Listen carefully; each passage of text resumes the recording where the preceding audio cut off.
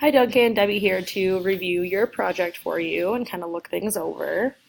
First, I love this picture of the Colosseum that opens up right away. I mean, who doesn't think of the Colosseum when they think of ancient Rome? Introduction to ancient Rome. So it kind of gives like a brief text introduction of what it is. Is there a way to like break up this text or maybe throw some images in there so it's not just all text? I feel like students would kind of overlook it. I know that for myself personally, I scroll to the bottom right away, figure out how much I have to read, and then decide, okay, am I just going to scan it or am I actually going to sit here and read and think about what it actually says? So maybe there's a different way of presenting this that would be um, a little less likely to be overlooked. It looks like you have something down here as well for the students to complete. But I feel like it gets lost because they're so worried about all of this text that they have to get through. So maybe moving this up or like having these things be side by side. So this is a little bit more present on that first page. Um, let's see, class resources and tasks. Oh, I love this page. Love, love, love the pictures. Let's look at the activities. You will select 5 images that stand out to you. And in the Google Doc, add the following. What is the image of? Detailed description. Personal reflection. That is a very cool prompt. So like looking up pictures of ancient Rome and seeing what it's all about and how they feel about the pictures and what the pictures are. Um, uh, when I open the Google Doc, it's completely blank and kind of leaves, just kind of leaves the students hanging. Feel like, I mean, even with this class, when we've had to fill in Google Docs, there's always been an example. So maybe even if you just took this first picture and threw it in your Google Doc and kind of gave the kids what you expect of them, that would be really cool. I love the prompt. I love the activity. That's just I'm a very visual person and I'd like to see what my end product is supposed to look like.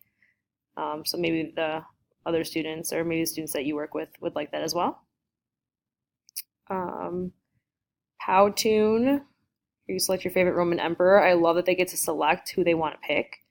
My only question, like as a teacher, is what if students select the same person? Is that okay? Might they come up with different information based on who they chose, or is it okay for them to pick different ones, or is there a certain number of emperors that they're allowed to pick from? Again, inventions, very cool prompt. And I'm assuming same thing here, Google Doc.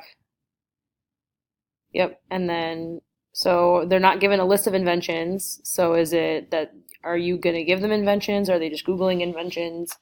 Again, maybe that example piece there, like you just throw one up here and see like where that kind of leads them. Or again, I'm a visual person. I like to see what my end product is supposed to look like, what you expect of me. I think this one might be my favorite. Use the website to read a first-hand account of the destruction of Pompeii. So again, reading a website. Oh, that's a video. Okay. Let's go back here for a second. Oh, the picture is the link. Okay. So this takes you to like the text story of Pompeii. I like that because some students are going to like to read the text. And then you have this awesome video. Looks like an animation.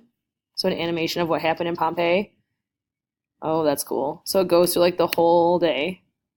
So 8 p.m. It kind of shows you what's happening. 1 a.m.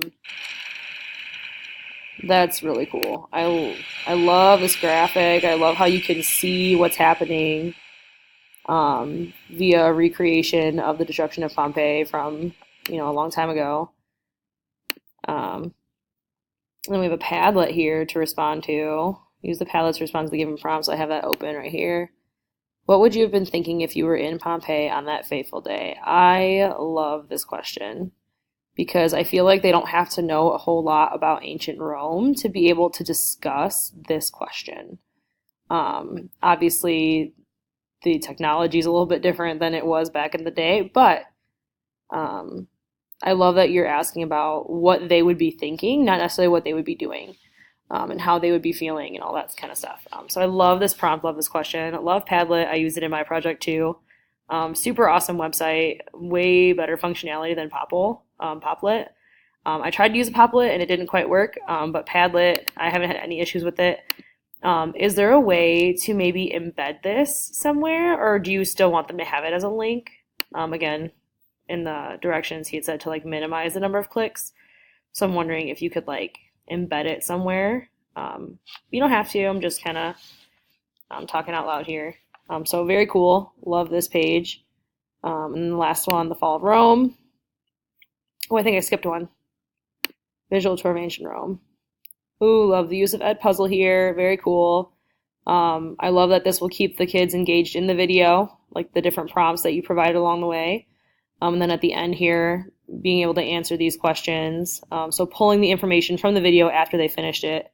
Very cool. Love the questions throughout the video as well. Super cool. So overall, I think it looks great. Just a couple little like, would students overlook this and all that good stuff. But everything's awesome. Good job, Duncan.